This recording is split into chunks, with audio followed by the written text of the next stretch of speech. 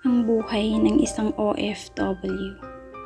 Ang piniling makipagsapalaran at iwan ang aming pamilya, yung kalungkutan at pangungulila ay labanan, maibigay lang sa pamilya ang magandang kinabukasan.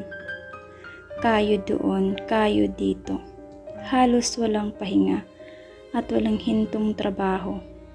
Lahat titiisin mo, lahat kakayanin para sa pamilya.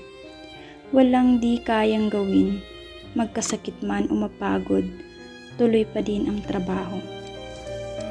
Lahat ng pangungulila at kalungkutan, lahat mararamdaman kapag magpapahinga na at mag-isa sa higaan. Minsan, bigla na lang tumulo ang mga luha at di na namamalayan sa sobrang pagod ay natutulugan na ang pagluha.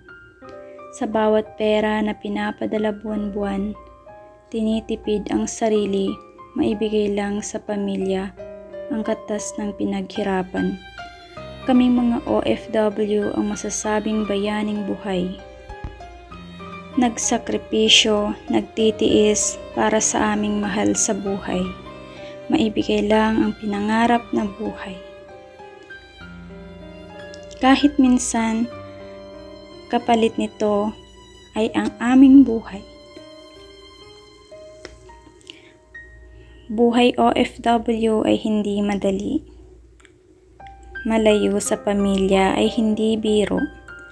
Kaya sa ibang bansa nakipagsapalaran.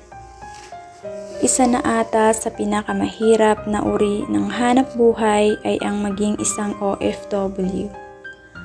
Ang pag-asang makaahon sa kahirapan. Dugot pawis ang aming puhunan bago makuha ang perang aming pinagsikapan. Sana sa aming mga mahal sa buhay, dapat pahalagahan po ninyo ang aming perang kinikita. Thank you for watching.